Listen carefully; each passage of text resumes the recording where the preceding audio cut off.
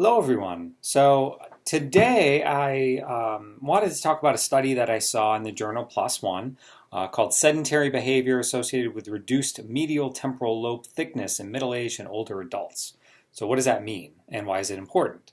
Well, the reason I thought it was important is, well, a few reasons. First, I treat a lot of cognitive impairment, mild cognitive impairment, subjective cognitive impairment, and Alzheimer's in my practice. And so I'm always on the lookout for new information in that respect.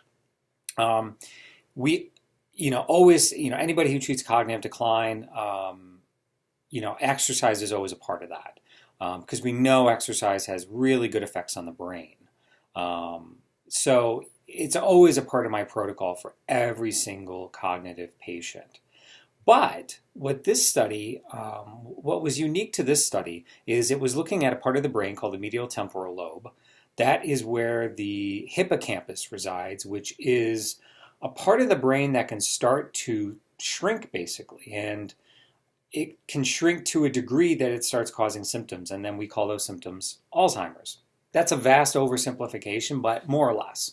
So it was looking at that part of the brain. It was looking at cortical thickness. So not exactly, it wasn't looking at volumetrics or size of that part of the brain, but it was looking at how thick the cortex was and trying to look at associations with what are things that reduce cortical thickness. And, it looked at a bunch of different factors, age, BMI, all the conventional factors that tend to be looked at in these types of studies. But the main thing that was significant in this study is that sedentary behavior, meaning not moving around, sitting for long periods, was associated with, thinning of the medial temporal lobe, the cortex. But it doesn't seem as though physical activity really had a huge impact either in and of itself if somebody was still sedentary the rest of the time. So, if you're exercising an hour a day, but then you're sitting 10 hours at a desk, we're going to see, you're going to lose that battle, unfortunately, is what this study is suggesting. Mayo, talked about this a couple of years ago when they came out with the whole sitting is the new smoking. And I don't know that I'd go that far, but at the very least, especially with cognitive people or people want to maximize their thinking and their cognition, we also want to be looking at not only are you exercising, but are you doing things through the day to break up all that sitting that so many of us do, and that I'm actually doing right now. So are you getting up every hour? Are you walking around a little bit? Are you,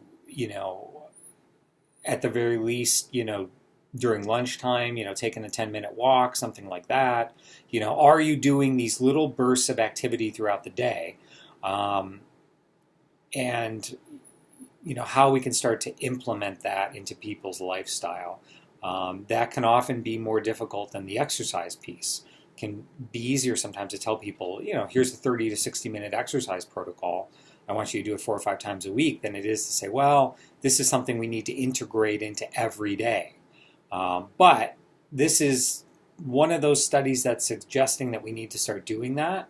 And in somebody with cognitive impairment, they need to do it even more so. So hope you guys are enjoying these. I will continue to do once or twice a week these vlogs, and hopefully can start to get some good information out there. Everybody have a good weekend. Bye.